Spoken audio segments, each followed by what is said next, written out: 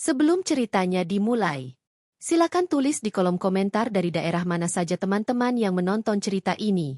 Dan jangan lupa like dan subscribe, agar channel Cerita Ar bisa terus berkembang dan mempersembahkan cerita yang terbaik. Pagi itu matahari menyapa lembut dari balik jendela kaca besar rumah mewah bergaya klasik di kawasan elit Jakarta Selatan. Cahaya keemasan menerobos tirai putih yang bergoyang pelan diterpa angin, menimpa wajah seorang wanita yang sedang sibuk menata bunga di vas kristal di ruang makan. Wanita itu bernama Indah, nama yang begitu sesuai dengan dirinya. Anggun, lembut, dan penuh ketenangan. Indah mengenakan daster pastel sederhana, rambut hitam panjangnya disanggul rapi, wajahnya tanpa riasan berlebihan namun tetap memancarkan aura keibuan yang menenangkan. Ia tersenyum kecil melihat bunga mawar putih yang baru dipetiknya dari taman belakang. "Mas pasti suka ini," gumamnya pelan sambil menata satu persatu tangkai bunga ke dalam vas. Dari dapur, aroma nasi goreng buatan tangannya sudah tercium. Wangi bawang dan kecap manis berpadu dengan suara desisan wajan yang bersentuhan dengan minyak panas. Sejak menikah dengan Joko, pria pekerja keras yang kini menjadi pengusaha sukses, rutinitas sederhana seperti ini selalu menjadi bagian dari kehidupannya. Meski hidup bergelimang kemewahan, Indah tak pernah mau meninggalkan kebiasaannya mengurus rumah dengan tangannya sendiri. Ia percaya, sentuhan seorang istri bukan diukur dari harta, tapi dari kasih yang ia tuangkan setiap hari. Tak lama, suara langkah kaki terdengar dari arah tangga. Joko turun dengan jas kerja rapi, dasi abu-abu melingkar di lehernya, dan aroma parfum mahal menempel di tubuhnya. Ia tampak gagah, tapi di wajahnya tersisa gurat kesibukan dan sedikit kelelahan. "Pagi, Mas," sapa Indah lembut sambil menatapnya dengan senyum tulus. Joko hanya mengangguk kecil. "Pagi," jawabnya singkat. Indah tak menampakkan kekecewaan. Meski ia tahu, beberapa bulan terakhir Joko memang semakin jarang berbicara banyak. "Sibuk," katanya. Tapi dulu, betapa hangatnya pagi mereka. Dulu Joko selalu mencium keningnya sebelum berangkat kerja, bercanda kecil di meja makan, atau memuji masakannya. Kini, semua itu tinggal kebiasaan yang dingin. "Mas, sarapan dulu ya. Nasi gorengnya masih hangat." Joko melihat jam di pergelangan tangannya sekilas, lalu duduk tanpa banyak bicara. Indah dengan sigap menuangkan kopi hitam kesukaannya dan meletakkan piring di depannya. "Mas, nanti sore aku mau ke panti asuhan, ya?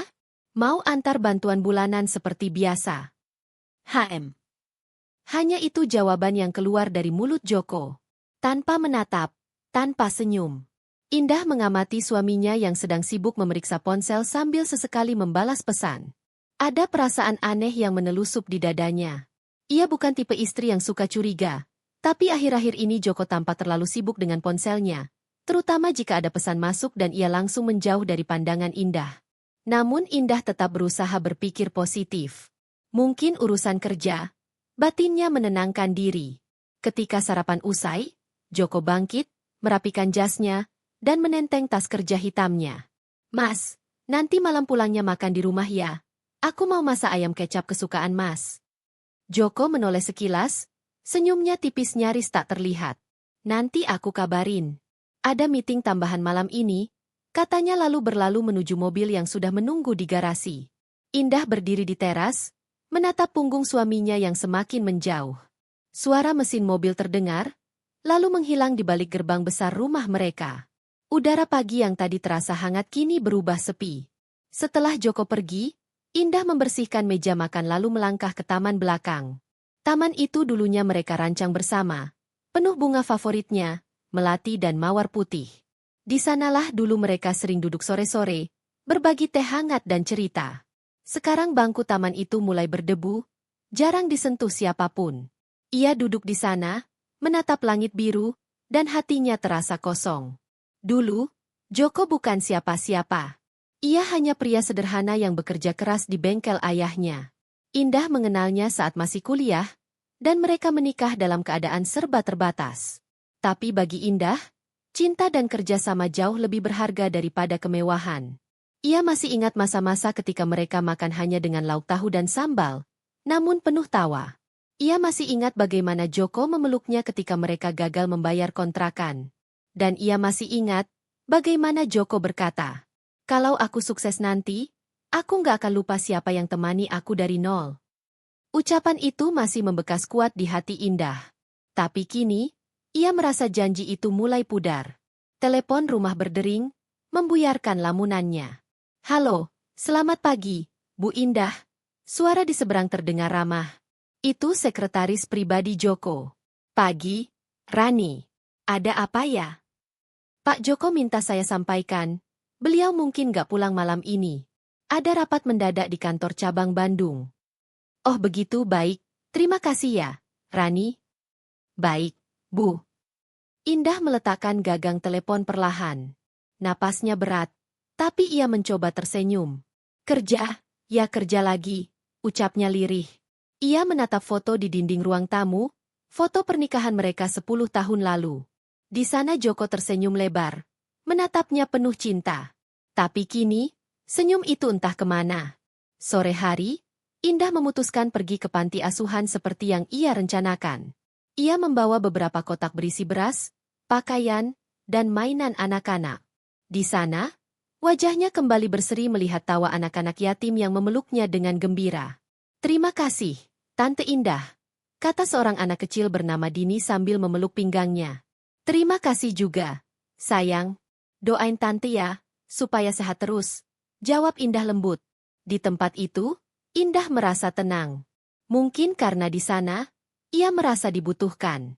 Namun di dalam hati kecilnya, ada kesepian yang mulai tumbuh. Ia rindu seseorang yang dulu selalu menemaninya dalam setiap langkah, tapi kini hanya meninggalkan jejak dingin di balik meja kerja dan layar ponsel. Malam mulai turun. Rumah besar itu sunyi. Indah duduk di balkon dengan segelas teh hangat, menatap lampu kota yang berkelip di kejauhan.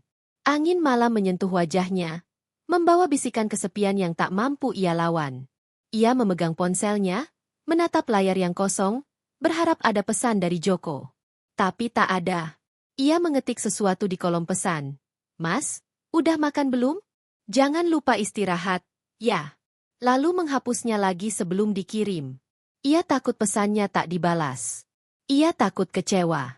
Di kejauhan, suara jam dinding berdentang menunjukkan pukul 9 malam. Indah menarik napas panjang dan memeluk tubuhnya sendiri. Aku kuat, aku harus tetap kuat, bisiknya. Dan malam itu, untuk pertama kalinya setelah sekian lama, Indah merasakan sesuatu yang ia takuti selama ini. Rumah yang besar itu tak lagi terasa seperti rumah.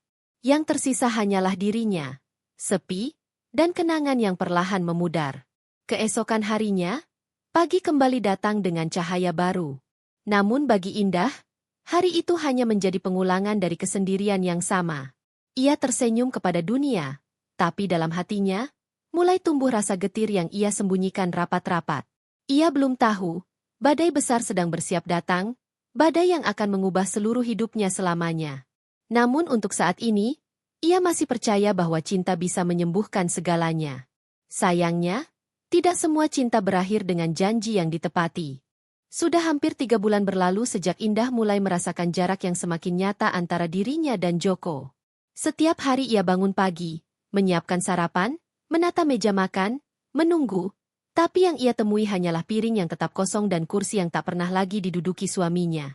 Dulu, setiap pagi selalu diiringi suara tawa mereka, percakapan ringan tentang pekerjaan, rencana liburan, atau sekadar obrolan kecil tentang tanaman di taman. Kini, rumah besar itu seperti kehilangan ruhnya. Pagi itu pun sama. Indah duduk di meja makan, memandangi piring nasi goreng yang mulai dingin. Di seberang, kursi Joko masih kosong. Telepon genggamnya tergeletak di meja.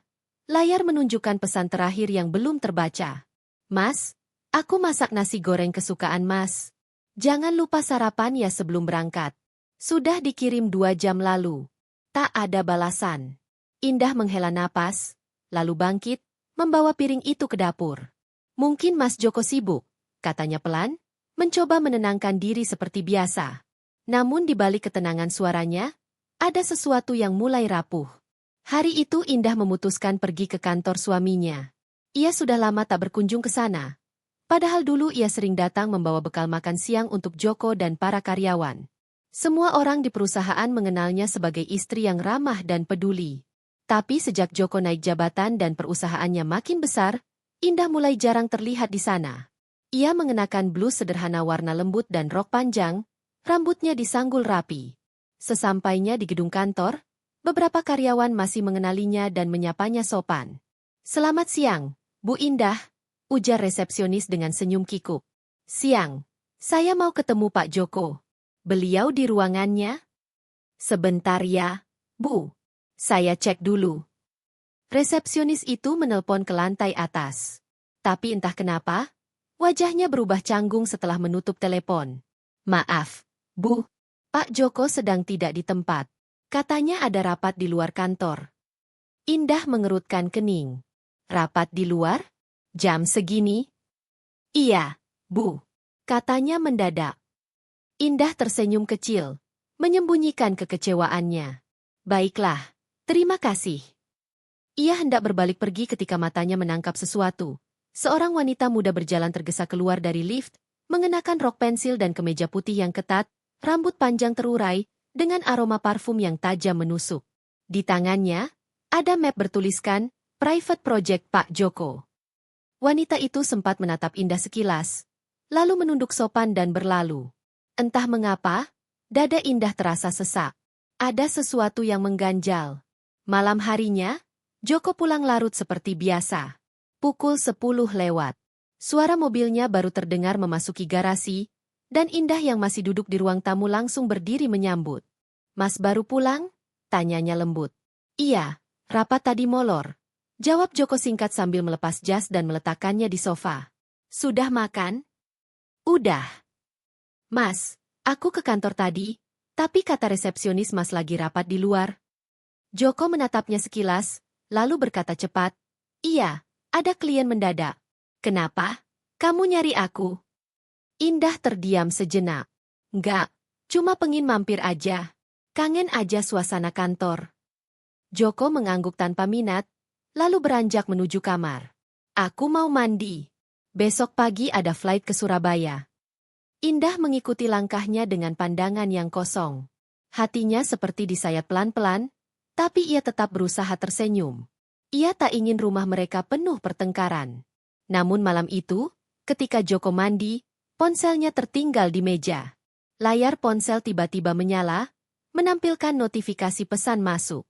"Sayang, besok jangan lupa bawain baju buat aku ya. Aku udah kangen banget memberikan ciuman." Indah menatap layar itu cukup lama. Tangan gemetar, jantung berdetak keras, tapi ia menahan diri. Ia tak ingin gegabah. Ia menutup layar pelan, mengembalikan ponsel itu ke tempat semula, lalu menatap dirinya di cermin ruang tamu. Air mata jatuh perlahan di pipinya. Ia tak ingin percaya. Ia tak ingin menuduh tanpa bukti. Tapi intuisi seorang istri jarang salah. Hari-hari berikutnya terasa semakin sunyi. Joko semakin jarang pulang, semakin sering beralasan, urusan kerja luar kota. Telepon dari Indah sering tak diangkat. Ketika dijawab pun, suaranya selalu terdengar tergesa. Indah berusaha mengisi kekosongan itu dengan kegiatan lain. Ia mulai kembali mengurus yayasan sosial kecil yang dulu ia dirikan. Tapi setiap kali malam tiba, rasa rindu dan curiga itu datang bersamaan. Suatu malam, ia mencoba menelpon Joko lagi. "Mas, udah di hotel ya?" "Iya. Capek banget, baru kelar meeting." "Oh, Mas, aku cuma mau bilang hati-hati ya di sana. Aku kangen." Hening. Joko hanya menjawab, "Iya, nanti aku kabarin lagi ya. Aku ngantuk banget." Lalu telepon terputus. Indah memejamkan mata. Air mata mengalir tanpa bisa ia tahan. Ia merasa dirinya perlahan-lahan kehilangan suaminya. Bukan karena maut, tapi karena hati yang berpaling. Beberapa hari kemudian, sahabatnya, Rani, datang berkunjung. Rani adalah teman kuliah yang tahu semua perjalanan hidup Indah dan Joko sejak awal. "Indah, kamu kelihatan kurusan. Kamu kenapa?" Indah tersenyum hambar. "Cuma capek aja. Joko akhir-akhir ini sibuk banget." Rani menatapnya lekat-lekat. "Sibuk? Atau menjauh?" Indah terdiam. Ia tahu maksud sahabatnya. "Aku cuma takut salah paham, Ran. Aku nggak mau suzon sama suamiku." "Tapi kamu juga nggak bisa terus pura-pura nggak tahu. Kamu harus cari tahu kebenarannya. Endah, jangan biarkan hatimu disiksa perasaan yang gak jelas. Kata-kata Rani menancap di hati Indah. Malam itu, ia merenung lama. Antara cinta dan rasa curiga, antara kesetiaan dan rasa takut kehilangan. Beberapa hari setelahnya, Joko kembali bilang harus dinas luar kota. Tapi kali ini, Indah merasa dorongan kuat untuk membuktikan sesuatu. Ia menunggu suaminya berangkat pagi itu, lalu beberapa jam kemudian, memutuskan untuk menyusul diam-diam. Ia tahu dari asisten kantor, Joko mengatakan akan rapat dengan klien di sebuah restoran hotel di pusat kota, bukan di luar kota seperti yang dikatakannya. Dengan hati berdebar, Indah menyusuri jalan menuju tempat itu. Hujan turun gerimis, dan matanya tertuju pada kaca besar restoran itu dari luar. Di dalam, duduk seorang pria dan wanita. Pria itu, Joko. Wanita di depannya, wanita yang pernah ia lihat di kantor dulu. Ah, Joko tampak tersenyum lebar, sesuatu yang sudah lama tidak Indah lihat. Ia menggenggam tangan wanita itu di atas meja. Siska tertawa kecil. Matanya berbinar penuh manja. Indah berdiri di balik kaca dengan tubuh gemetar. Dunia seolah berhenti berputar. Air matanya menetes tanpa suara. Ia menatap pemandangan di depan mata itu dengan hati hancur. Tapi ia tidak masuk. Ia memilih berbalik, berjalan menjauh di bawah hujan tanpa payung. Langkahnya berat, tapi wajahnya tetap tegak. Kalau benar dia sudah berubah, aku akan tahu kebenarannya dengan caraku sendiri, batinnya dalam hati. Malamnya, Joko pulang dengan wajah tenang seolah tak terjadi apa-apa. Indah berpura-pura biasa. Ia menyambut seperti biasa, menyiapkan makan malam, tersenyum kecil. Padahal di dadanya badai sudah berputar kencang.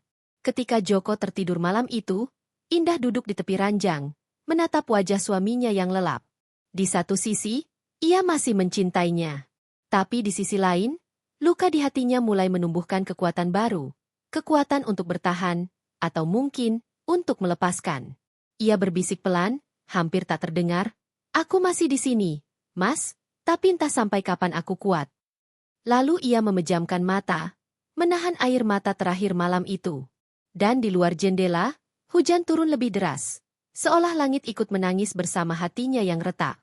Hari sudah menjelang malam ketika Indah selesai membereskan meja makan. Rumahnya kini terasa terlalu besar dan sunyi.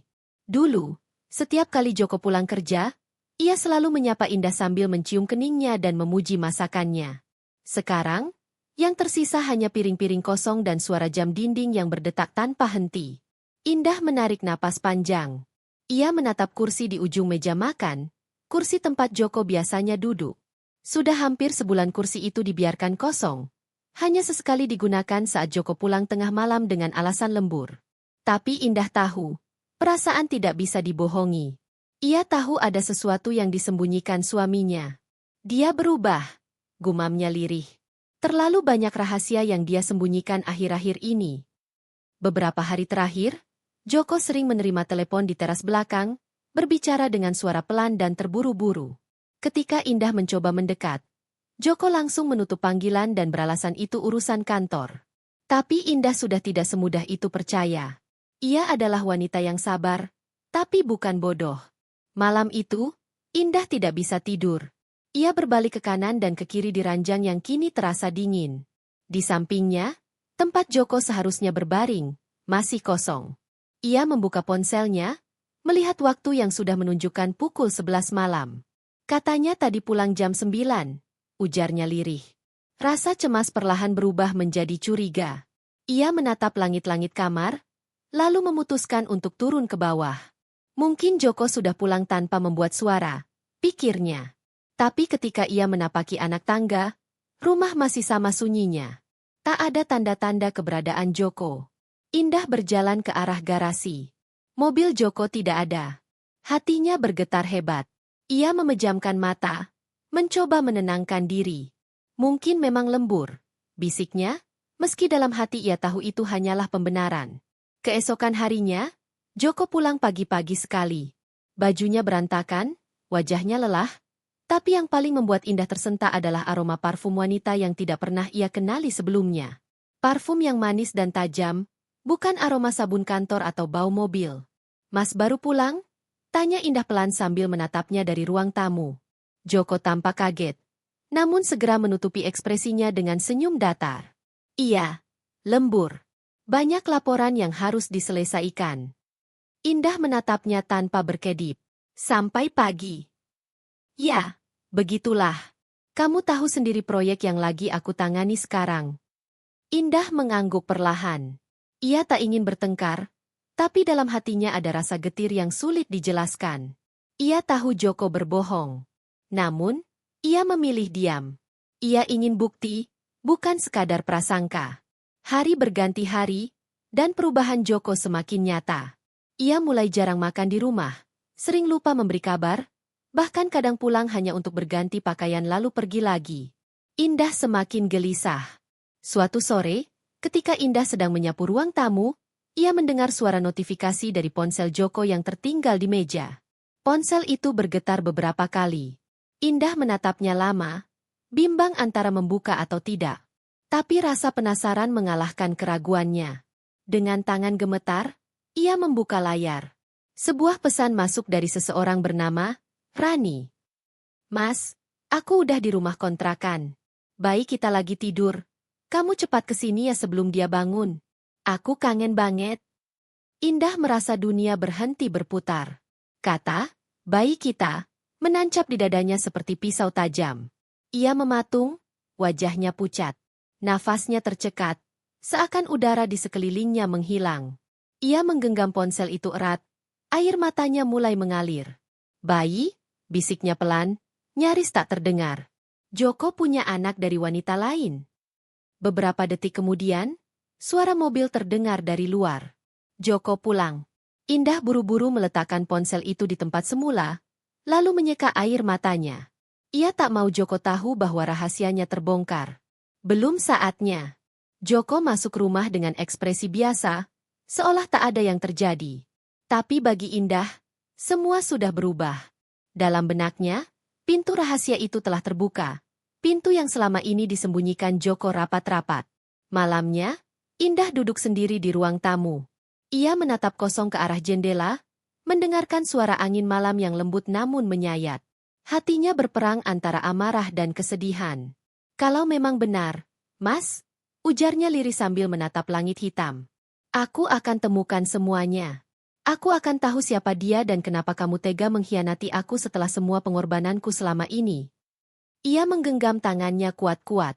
Di matanya kini bukan hanya ada kesedihan, tapi juga tekad. Ia tidak akan tinggal diam.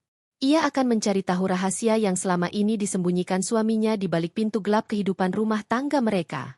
Dan malam itu, untuk pertama kalinya dalam hidupnya, Indah merasa bahwa kebahagiaan yang selama ini ia miliki hanyalah ilusi yang perlahan hancur oleh kebenaran pahit yang siap terungkap. Pagi itu, sinar matahari menembus tirai kamar, menimpa wajah Indah yang masih duduk diam di tepi ranjang. Matanya sembab, kelopak matanya sedikit membengkak karena semalaman ia tak bisa tidur. Pesan dari Rani yang ia baca semalam terus terngiang di kepalanya seperti suara yang tak mau berhenti. Baik kita. Dua kata itu sudah cukup menghancurkan fondasi kepercayaannya pada Joko. Tapi meski hatinya remuk, Indah memilih untuk menahan diri. Ia tahu, terburu-buru marah hanya akan membuatnya kehilangan kendali. Pagi itu ia memutuskan sesuatu. Ia akan tetap tersenyum, seolah semuanya baik-baik saja. Bukan karena ia bodoh, tapi karena ia ingin Joko berpikir bahwa rahasianya belum terbongkar. Dengan begitu, ia punya waktu untuk menyusun langkah dan mencari kebenaran tanpa disadari. Saat Joko turun dari kamar mandi dengan seragam kerjanya, Indah tersenyum lembut seperti biasanya. Mas, aku sudah siapin sarapan. Mau kopi seperti biasa? Tanyanya dengan suara tenang. Joko sempat tampak kaget melihat senyum lembut itu. Oh, iya. Kopi hitam ya, sayang. Indah berjalan ke dapur, menyajikan roti panggang dan secangkir kopi yang aromanya menggoda. Ia berusaha setenang mungkin, menutupi getaran di tangannya.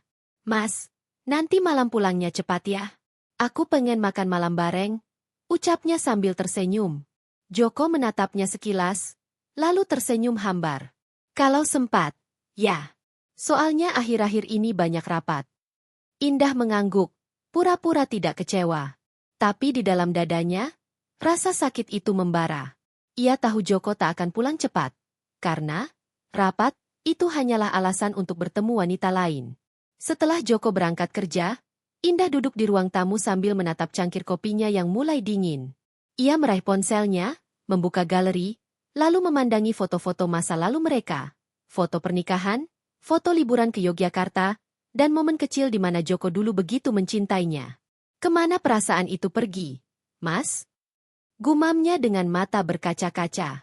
Senyum yang ia tunjukkan pagi tadi hanyalah topeng. Di balik senyum itu, luka batin menganga luas.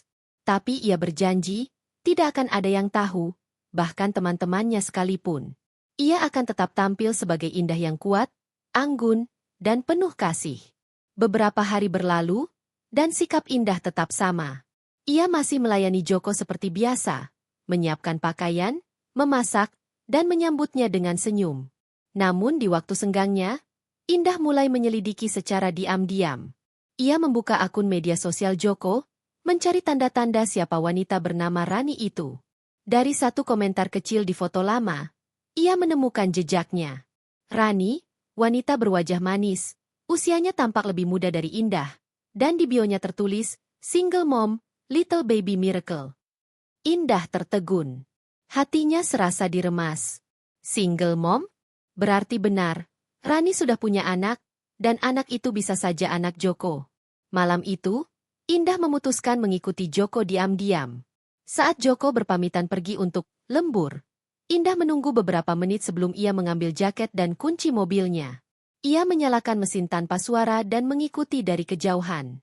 Sekitar 30 menit perjalanan, mobil Joko berhenti di sebuah perumahan kecil di pinggiran kota.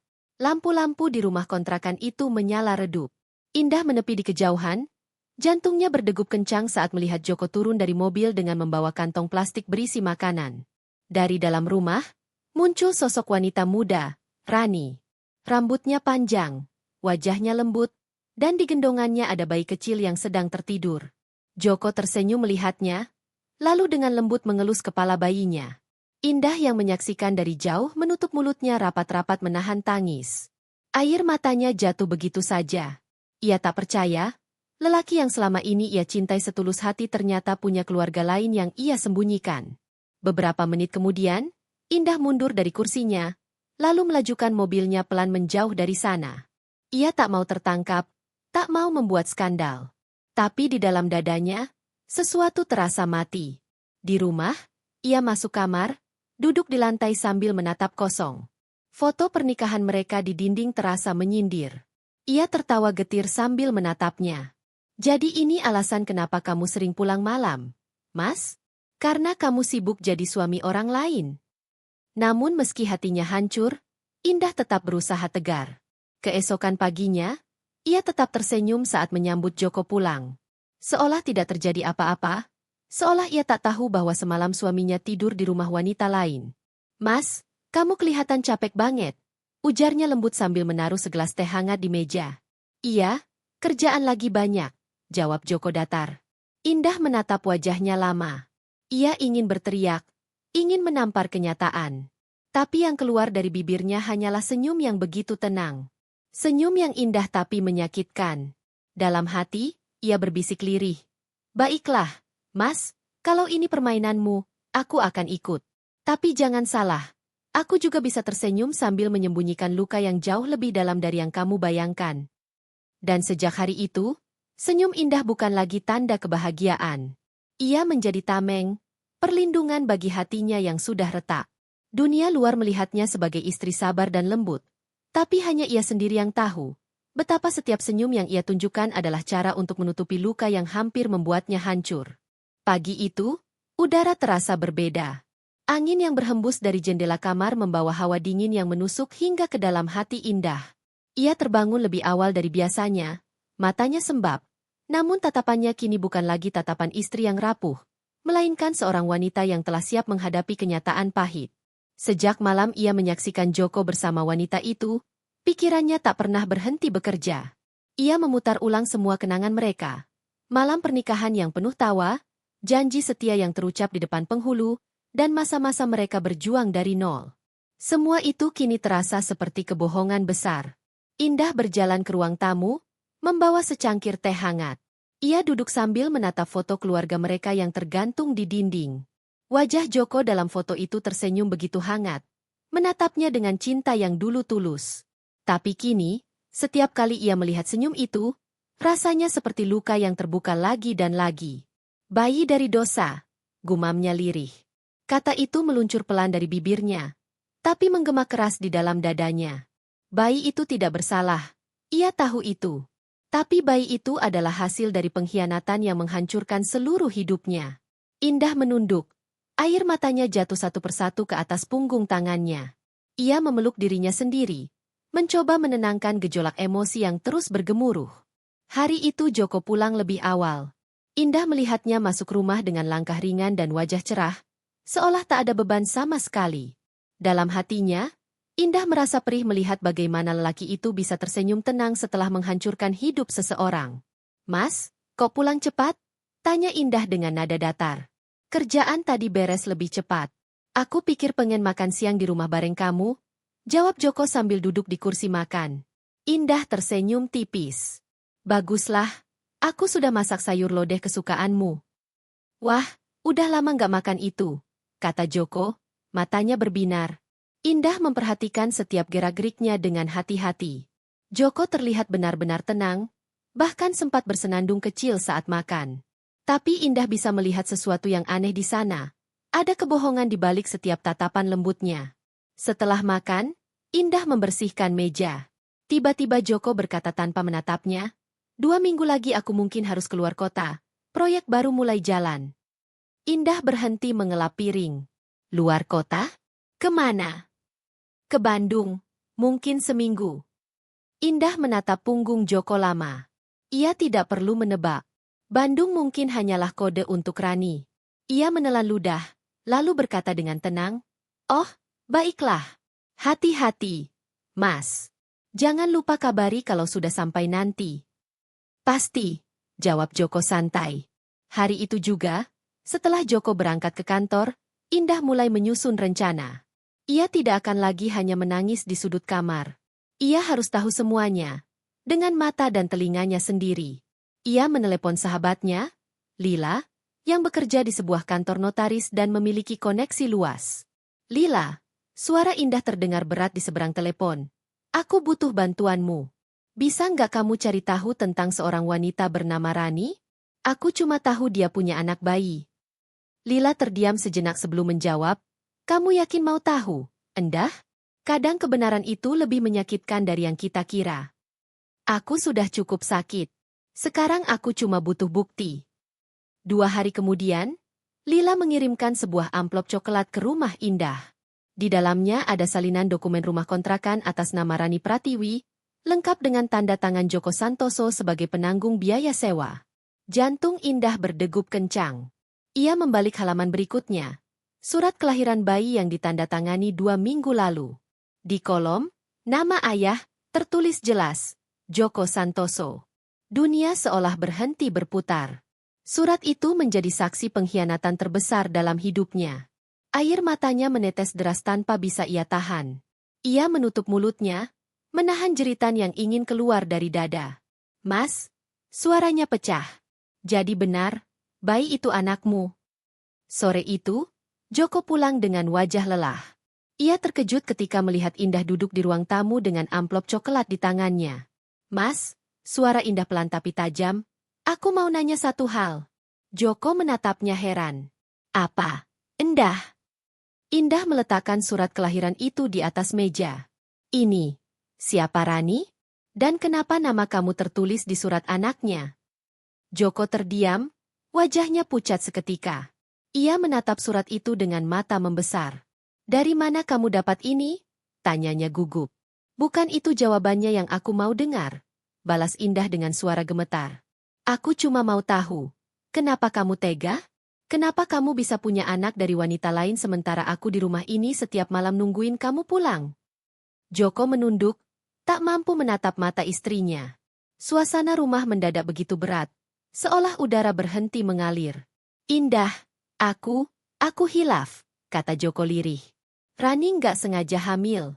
Waktu itu aku lagi stres, Banyak tekanan di kantor. Jadi stres jadi alasan untuk mengkhianati aku?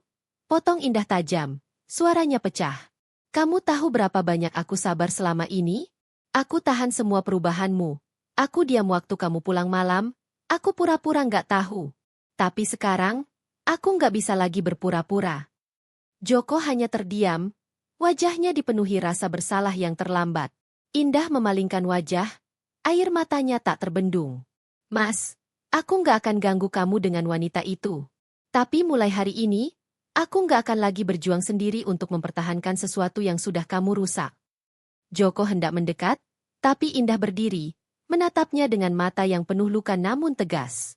Dan bayi itu, bayi dari dosa yang kamu buat, bukan salah dia. Tapi aku nggak akan biarkan dia merebut kebahagiaan yang aku bangun dari air mata dan kesetiaanku.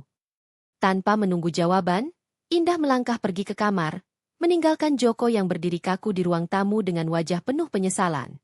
Malam itu, Indah menangis sejadi-jadinya. Tapi di balik tangisan itu, lahir tekad baru. Ia akan tetap bertahan, bukan karena masih mencintai, tapi karena ia ingin membuktikan bahwa tidak ada yang bisa menghancurkannya begitu saja. Dan di balik kesunyian malam, ia berbisik pelan, "Kau mungkin menanam dosa, Mas, tapi aku yang akan menuai kekuatan dari setiap luka yang kau tinggalkan." Rumah yang dulu penuh tawa dan canda kini berubah menjadi tempat yang sunyi dan dingin. Setiap sudutnya menyimpan kenangan, tapi juga luka yang tak pernah sembuh. Setelah kejadian malam itu, ketika Indah menegur Joko tentang bayi dari wanita lain, hubungan mereka tak lagi sama. Tidak ada teriakan, tidak ada pertengkaran hebat, hanya diam, tapi diam yang menyakitkan. Indah kini lebih sering menghabiskan waktu di taman belakang rumah.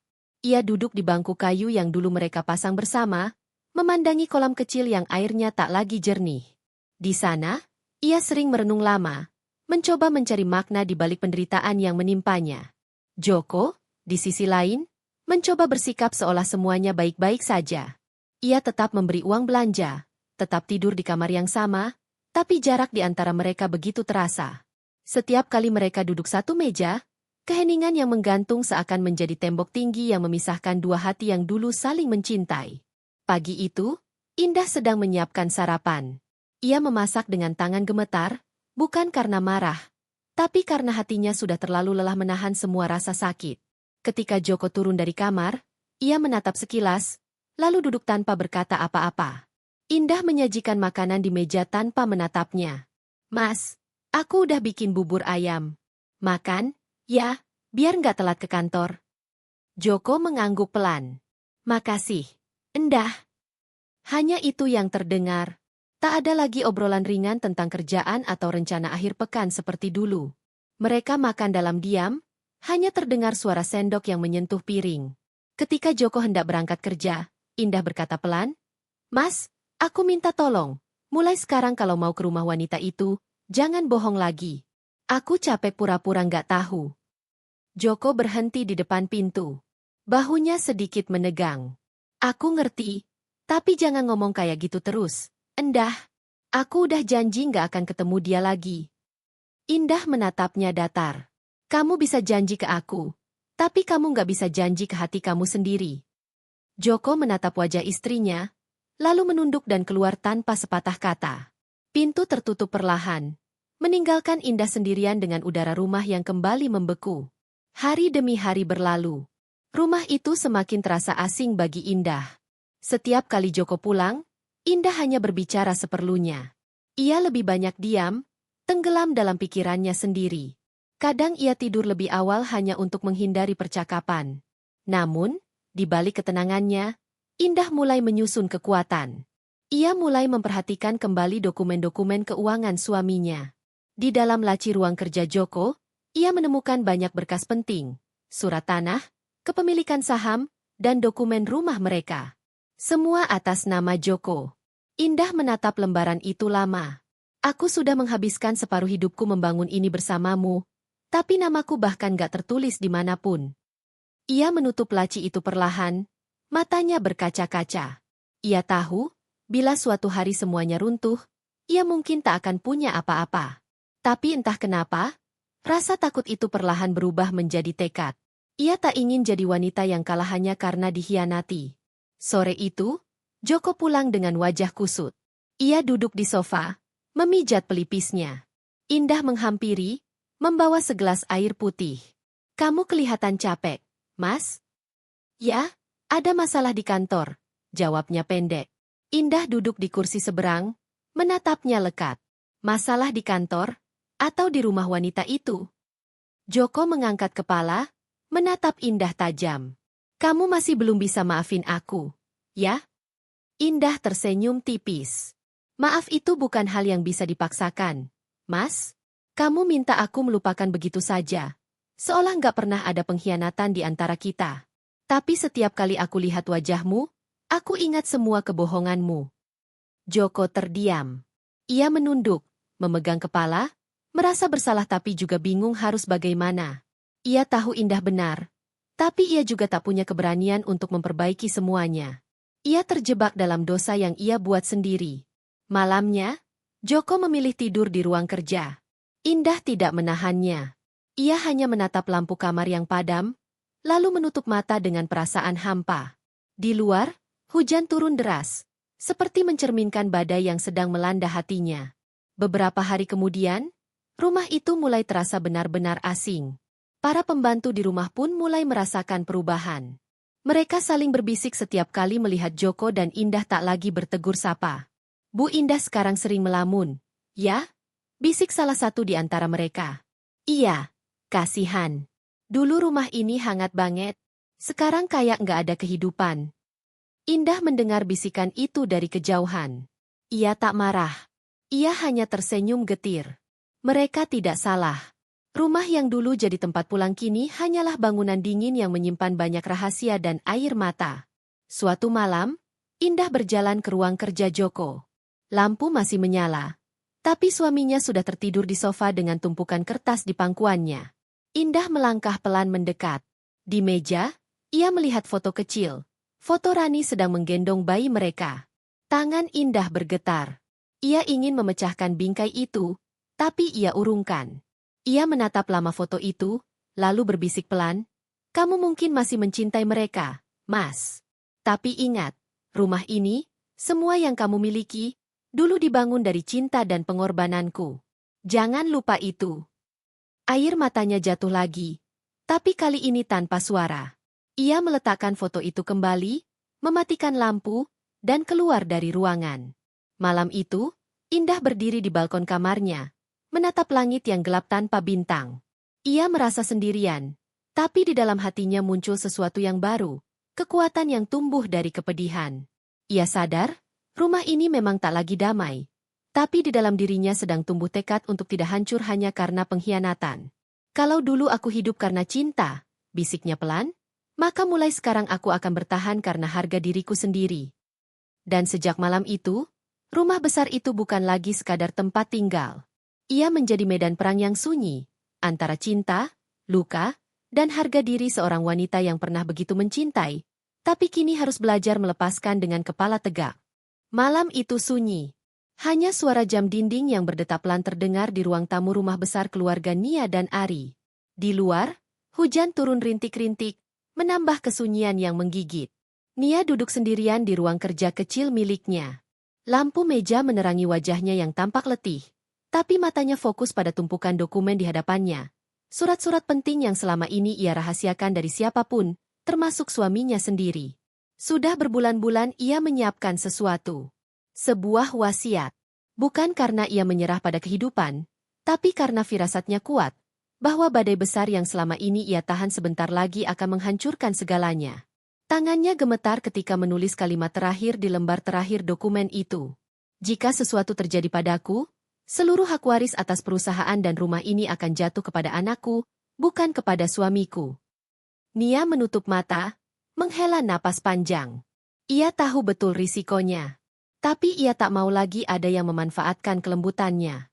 Sejak mengetahui Ari sering pergi tanpa kabar, sering berbohong tentang urusan kantor, dan bahkan memutar uang perusahaan tanpa sepengetahuannya, Nia mulai menyiapkan langkah-langkah perlindungan. Ia tidak ingin mengulang kesalahan yang sama seperti ibunya dulu.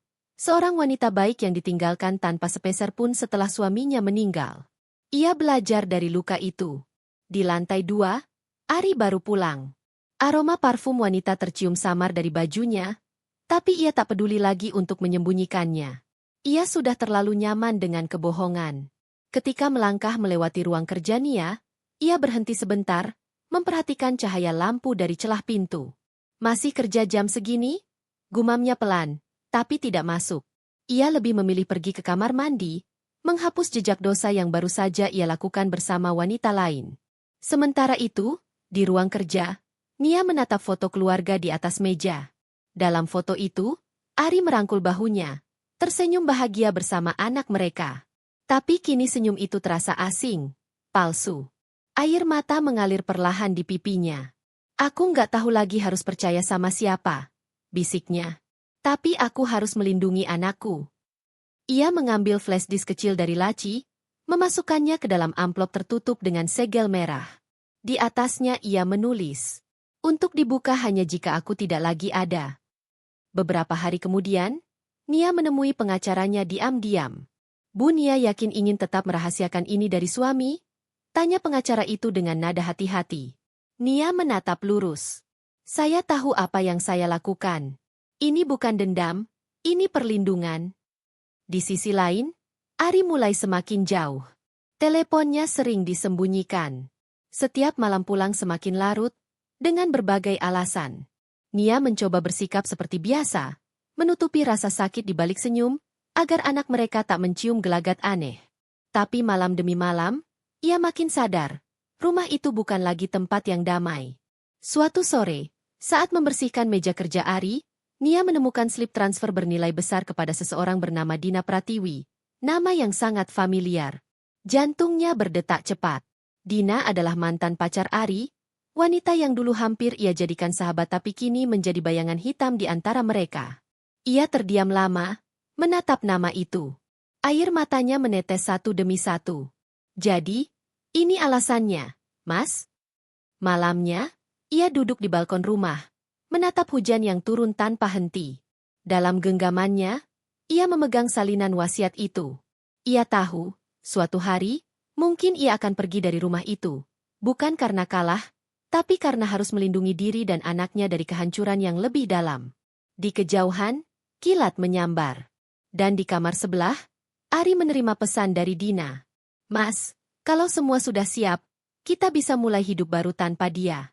Aku udah nggak sabar." Sementara Ari membalas pesan itu dengan senyum samar, Nia di ruang lain menutup mata dengan tenang, menyadari bahwa malam itu mungkin awal dari akhir. Tapi satu hal yang pasti, ia sudah siap.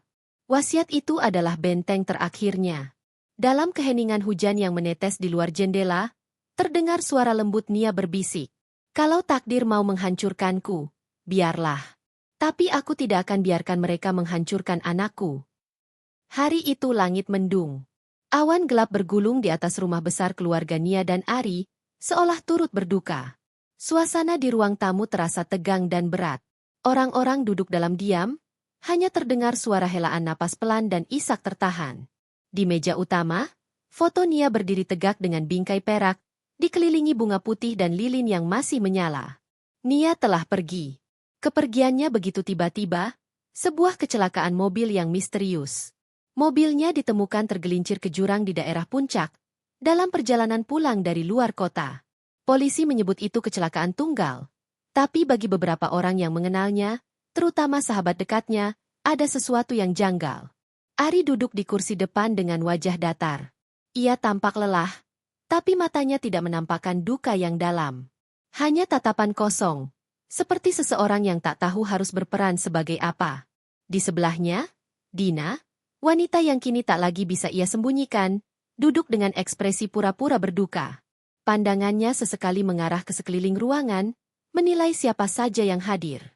Tak lama kemudian, suara berat seorang pria parubaya terdengar memecah keheningan. "Baiklah, sesuai permintaan almarhumah Ibu Nia sebelum meninggal, hari ini kita akan membacakan surat wasiat yang telah beliau siapkan." Itu suara Pak Fadli, pengacara keluarga yang setia kepada Nia selama bertahun-tahun. Ia berdiri dengan map hitam di tangannya, menatap semua yang hadir dengan wajah serius. Semua mata tertuju padanya. Anak Nia, Alia, duduk di pelukan bibinya, Mira, adik Nia. Gadis kecil berusia 7 tahun itu tampak bingung. Belum benar-benar mengerti apa yang sedang terjadi. Pengacara membuka map, menarik beberapa lembar kertas dengan segel merah di atasnya. Sebelum saya mulai, izinkan saya menyampaikan bahwa surat ini dibuat dan ditandatangani oleh almarhumah 2 bulan sebelum wafatnya. Ada saksi dan bukti legalitas yang lengkap. Ari menegakkan tubuh, wajahnya sedikit tegang. Maksudnya wasiat? Dia bahkan tidak bilang apapun padaku soal ini. Pak Fadli hanya menatapnya sebentar. Justru itu, Pak. Karena beliau memang tidak ingin ada yang tahu sebelum waktunya. Ruangan kembali sunyi. Hanya suara hujan yang mulai turun di luar jendela. Pengacara mulai membaca pelan namun jelas.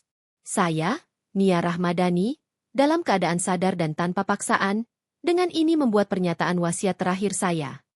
Pertama, seluruh aset pribadi atas nama saya, termasuk saham, rumah, perusahaan butik, dan rekening tabungan, saya wariskan kepada anak saya, Alia Rahmadani, yang akan dikelola oleh wali sah hukum, adik kandung saya, Mira Rahmadani.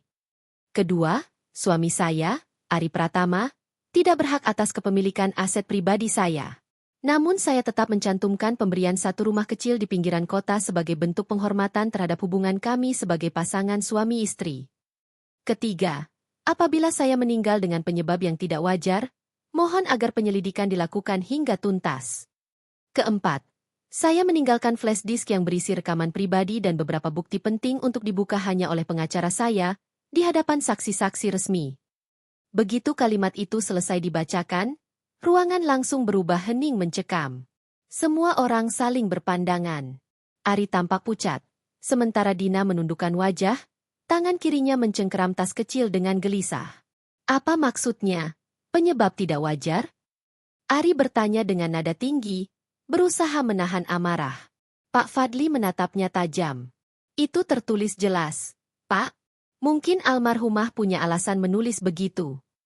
Mira menggenggam tangan kecil Alia erat-erat. Kakak memang sudah curiga sejak lama. Bisiknya pelan, hampir tak terdengar oleh siapapun. Pengacara lalu mengambil flash disk kecil bersegel merah dari map yang sama. Ini yang beliau titipkan langsung kepada saya 2 bulan lalu. Dan sesuai instruksi, saya harus memutarnya sekarang, di hadapan semua pihak keluarga. Sebuah laptop disiapkan. Semua mata menatap layar ketika video mulai diputar. Wajah Nia muncul di sana, pucat namun tenang. Ia duduk di ruang kerjanya, dengan cahaya lampu meja yang sama seperti malam saat ia menulis wasiat itu. Kalau kalian menonton video ini, berarti aku sudah nggak ada lagi di dunia. Aku tahu, mungkin kepergianku akan terlihat seperti kecelakaan. Tapi aku yakin, sesuatu akan terjadi padaku. Karena aku sudah tahu segalanya. Ari, aku tahu tentang Dina. Aku tahu semua kebohonganmu. Uang yang kamu kirim, waktu yang kamu sembunyikan, dan bahkan rencana kalian untuk menjual sebagian sahamku diam-diam. Aku tidak menulis wasiat ini untuk menghukum, tapi untuk melindungi anak kita dari kehancuran. Aku tidak mau Alia tumbuh dengan melihat ayahnya berbohong, apalagi hidup dengan wanita yang merusak rumah tanggaku. Kalau aku pergi, semoga kalian sadar bahwa cinta dan kepercayaan bukan sesuatu yang bisa diperjualbelikan. Suara Nia bergetar di akhir video, lalu layar menjadi gelap. Beberapa orang menahan napas, beberapa lainnya menangis pelan. Ari berdiri dengan wajah memucat, keringat dingin menetes di pelipisnya. Itu fitnah. Dia salah paham. Aku. Cukup, Ari, bentak Mira tiba-tiba, matanya merah menahan marah. Kakakku mati dengan membawa luka dari kebohonganmu. Sekarang semua orang tahu siapa kamu sebenarnya. Dina berdiri, berusaha keluar dari ruangan, tapi para pengacara menghentikannya. Maaf, Ibu Dina, tapi Anda juga tercantum dalam penyelidikan. Ada dokumen dan bukti transfer atas nama Anda. Hujan di luar makin deras. Petir menyambar, seolah langit ikut menyaksikan kebenaran yang terungkap. Di tengah kekacauan itu, Alia berdiri kecil di sisi meja, menatap foto ibunya. Dengan suara lirih dan polos, ia berkata, Bunda udah nggak ada. Tapi Bunda masih jagain aku, ya? Semua orang terdiam. Bahkan Ari yang tadi berteriak kini menunduk dalam diam. Wajahnya penuh penyesalan, entah karena kehilangan, atau karena ketakutan akan balasan yang lebih besar. Dan di sudut ruangan, video yang sudah berhenti masih menampilkan satu kalimat terakhir dari Nia, yang kini terasa seperti kutukan sekaligus pesan terakhir. Yang kalian sembunyikan dalam gelap, akan terbuka dalam terang. Hujan masih turun deras di luar rumah besar itu, membasahi halaman dan membuat suasana semakin suram. Setelah video wasiat Nia selesai diputar, tak ada yang berani bersuara terlalu keras. Semua terdiam, tenggelam dalam pikiran masing-masing. Suara tetesan air dari langit-langit bahkan terdengar jelas di antara keheningan yang menyesakkan itu. Ari duduk di kursi panjang dengan tubuh kaku, wajahnya pucat pasi. Matanya tak fokus, menatap kosong ke lantai marmer yang dingin. Sesekali bibirnya bergerak seperti ingin berkata sesuatu, namun urung. Sementara di sebelahnya, Dina duduk dengan kepala tertunduk dalam-dalam. Air matanya menetes, tapi bukan air mata penyesalan, melainkan ketakutan. Pak Fadli, pengacara Nia, menutup map berisi dokumen dengan tenang. Semua isi wasiat sudah jelas. Tidak ada yang perlu diperdebatkan. Semua aset warisan senilai 500 miliar rupiah, termasuk rumah ini, saham butik, dan rekening, secara sah jatuh ke tangan Alia Rahmadani di bawah perwalian Ibu Mira. Kata-kata itu menghantam dada Ari seperti palu berat. 500 miliar. Angka yang dulu ia pikir akan menjadi miliknya dan Dina, kini hilang begitu saja dalam sekejap. Ia menunduk, wajahnya merah padam, menahan emosi yang campur aduk antara marah, malu, dan putus asa. Tidak bisa begitu. Ari akhirnya meledak. Aku suaminya. Aku berhak. Aku juga ikut membangun semua ini bersama Nia. Suara lantangnya menggema, namun tak ada yang membalas. Semua hanya menatapnya dengan pandangan dingin. Pak Fadli menjawab tenang. Maaf, Pak Ari. Semua aset yang dimaksud terdaftar atas nama almarhumah Nia. Dan pengadilan juga memiliki salinan perjanjian pisah harta yang dibuat 5 tahun lalu. Jadi, secara hukum, Anda memang tidak memiliki hak atas warisan itu. Ari memukul meja dengan keras. Perjanjian pisah harta? Sejak kapan Nia membuat itu tanpa bilang ke aku? Sejak Anda mulai menyelewengkan dana dari rekening pribadinya. Jawab Pak Fadli datar, namun tegas. Ruangan kembali hening. Dina menatap Ari dengan panik. Wajahnya memucat. Kamu pernah ambil uangnya Nia? Suaranya lirih, penuh gugup. Ari menatapnya tajam. Diam, Dina. Sekarang bukan waktunya. Namun semuanya sudah terlambat. Sorotan mata orang-orang di ruangan itu kini tertuju penuh pada mereka berdua, seperti sedang menyaksikan dua pelaku kebohongan yang akhirnya terbongkar. Mira berdiri, memeluk Alia yang ketakutan. Alia, ayo, kita ke kamar dulu. Nggak baik kamu dengar omongan orang dewasa seperti ini. Tapi gadis kecil itu menatap ibunya di foto, lalu berbisik. Tapi tante, aku pengen dengar, Bunda pasti seneng kali lihat aku di sini. Air mata Mira jatuh begitu saja. Ia memeluk Alia erat-erat, lalu menuntunnya pergi dari ruangan. Ketika langkah kaki mereka menghilang di tangga, Ari berdiri dengan wajah penuh frustrasi. Baiklah, kalau memang semua sudah diatur seperti itu, aku tidak akan diam. Aku akan gugat wasiat ini ke pengadilan. Pak Fadli hanya menghela napas. Silakan, Pak Ari. Tapi sebelum Anda melangkah sejauh itu, sebaiknya Anda buka dulu amplop terakhir yang dititipkan oleh almarhumah. Semua mata menoleh. Amplop terakhir? Tanya Ari curiga. Pak Fadli mengeluarkan amplop putih dengan segel biru. Di depannya, tertulis dengan tulisan tangan yang indah dan halus. Untuk Ari dan Dina, dari Nia. Ari menatapnya beberapa detik sebelum akhirnya membuka amplop itu dengan tangan bergetar. Di dalamnya hanya ada selembar kertas surat dan satu lembar fotokopi dokumen rekening. Ia membaca keras-keras. Suaranya serak. Ari dan Dina, kalau kalian menerima surat ini, berarti aku sudah tahu segalanya. Aku tahu kalian mengharapkan aku pergi agar bisa memiliki semua yang kupunya. Tapi sayang sekali, Tuhan lebih dulu menjemputku, bukan karena rencana kalian, tapi karena takdir. Aku tidak meninggalkan kalian tanpa apapun. Ada satu hal yang kutitipkan untuk kalian berdua, rasa bersalah yang akan menghantui setiap langkah kalian. Kalian tidak akan bisa membeli ketenangan dengan uang. Oh ya, Dina, Aku juga sudah tahu kalau bayi yang kamu kandung bukan hanya hasil dosa, tapi juga bukan anak Ari. Semoga Tuhan mengampuni kamu sebelum dunia menghukummu. Surat itu terjatuh dari tangan Ari. Ruangan seketika menjadi seperti kuburan. Dina menutup mulutnya dengan kedua tangan, matanya membesar penuh ketakutan. Tidak, tidak, itu bohong. Dia bohong. Dia cuma mau memecah belah aku dan Ari. Serunya sambil mundur beberapa langkah. Tapi Pak Fadli menyerahkan satu dokumen lagi. Ini hasil tes DNA yang dilakukan 2 minggu sebelum kematian Ibu Nia. Hasilnya jelas. Ari menatap kertas itu, membaca cepat, lalu tubuhnya melemas. Tidak.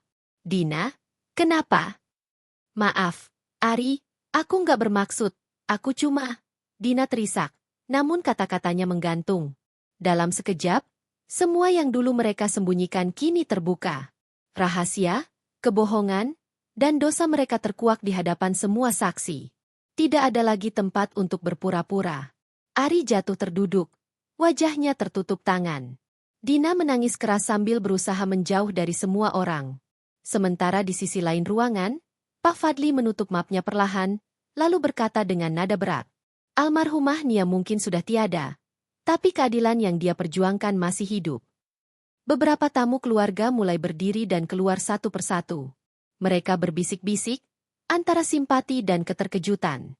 Sementara Ari hanya bisa duduk diam di kursi, dengan pandangan kosong menatap dinding besar yang memajang potret Nia tersenyum anggun. Hujan di luar masih deras, tapi kini ada suara lain. Tawa pelan, samar, seperti gema dari kejauhan. Bukan tawa bahagia, melainkan tawa yang lahir dari kepuasan yang tertahan terlalu lama. Tawa yang terasa seperti suara hati Nia sendiri. Suara yang kini menggema di setiap sudut rumah itu. Tawa seorang wanita yang akhirnya menang, bahkan setelah kematian. Dan dalam keheningan malam yang hanya diiringi deru hujan, potret Nia di dinding seolah hidup, memancarkan senyum kecil yang tenang. Senyum seorang istri yang tahu, pada akhirnya, kebenaran selalu menemukan jalannya, meski harus melalui luka dan air mata.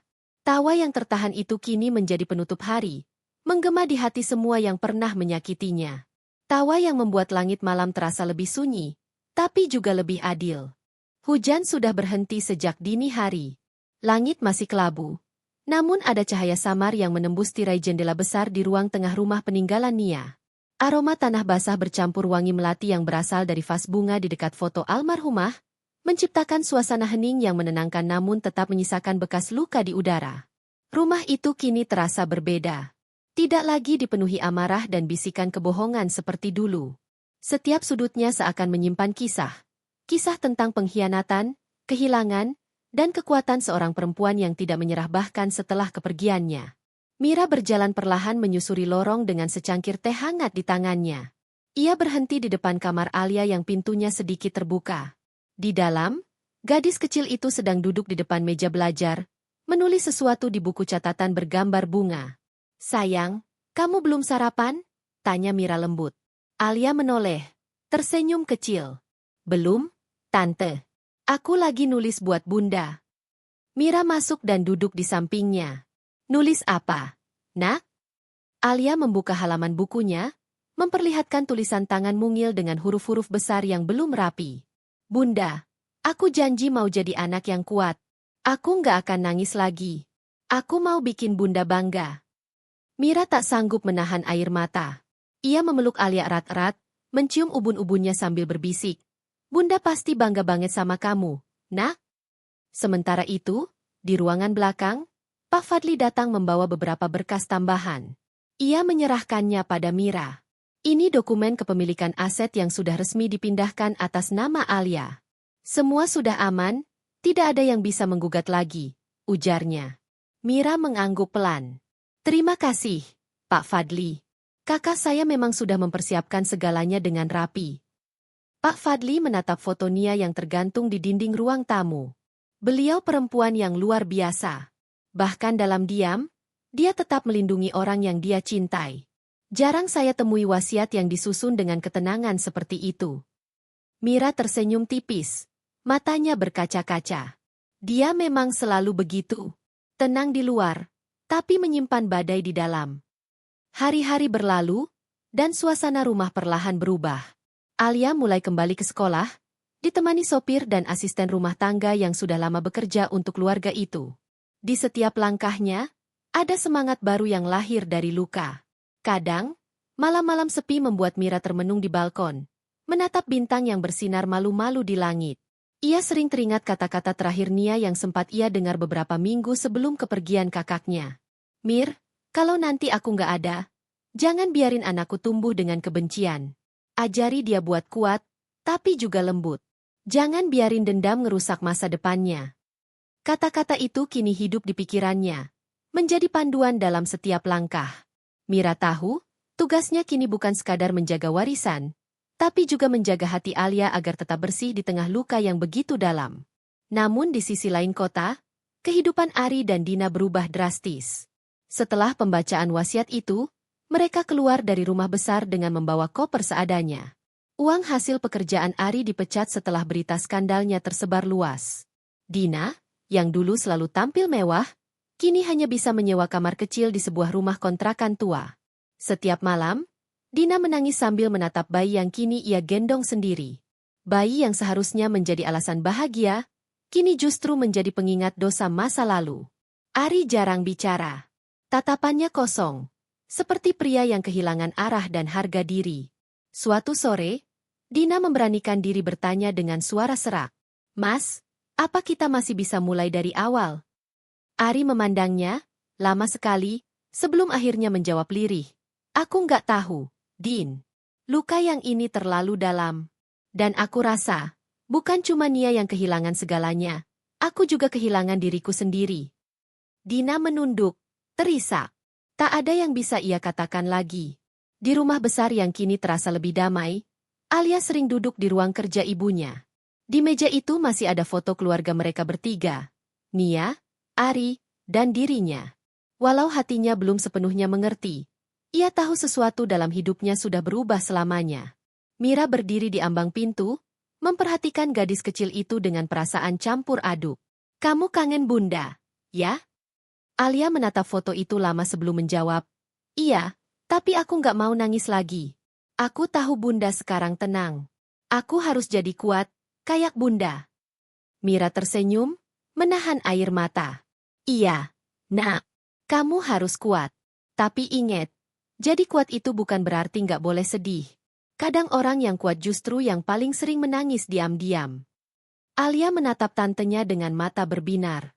Kalau gitu, boleh nggak aku nangis dulu sebentar aja? Mira memeluknya lembut. Boleh, sayang. Nangis aja kalau itu bikin kamu lebih lega. Dan sore itu, di bawah sinar matahari yang mulai condong, suara tangisan lembut terdengar di ruang kerja itu. Bukan tangisan lemah, tapi tangisan yang membersihkan luka, mengubahnya menjadi kekuatan baru. Beberapa hari kemudian, Mira menerima panggilan dari pengacara. Ada surat tambahan dari Nia yang baru ditemukan di laci brankas, ditulis dengan tulisan tangan. Surat itu ditujukan untuknya. Mira, kalau kamu membaca ini, berarti semua sudah terjadi. Aku tahu kamu akan kuat menjaga Alia, tapi aku juga tahu kamu butuh kekuatan dari luka yang sama. Jangan takut dengan kesedihan. Justru dari sanalah cinta sejati tumbuh. Dan jika suatu hari kamu merasa sendirian, lihatlah Alia. Di sana ada bagian dari diriku yang akan terus hidup. Surat itu mengguncang hati Mira. Ia menatap keluar jendela, ke arah taman tempat Nia sering duduk membaca buku sambil menatap langit sore. Kini tempat itu kosong, tapi terasa hangat, seolah kehadiran Nia masih ada di sana. Hidup memang telah merenggut banyak hal dari mereka. Tapi di balik kehancuran, ada sesuatu yang perlahan tumbuh, keberanian. Alia kini tumbuh menjadi anak yang lebih tegar. Mira menjadi wanita yang lebih bijak. Dan nama Nia tetap hidup dalam setiap langkah mereka, sebagai lambang cinta, kekuatan, dan pembalasan yang tidak dilakukan dengan kebencian, melainkan dengan keadilan. Luka yang dulu menghancurkan, kini menjadi sumber kekuatan. Luka yang dulu membuat mereka terpuruk, kini menjadi alasan untuk bangkit. Dan di tengah keheningan rumah besar itu, potret Nia masih tergantung anggun di dinding ruang tamu. Senyumnya tetap sama, namun kini seolah berbicara lembut melalui waktu. Aku sudah damai, dan kalian juga harus begitu. Namun, meski damai mulai hadir, Cerita mereka belum berakhir. Masih ada bab baru yang menanti. Bab tentang bagaimana luka itu benar-benar menjadi kekuatan yang membentuk kehidupan mereka berikutnya.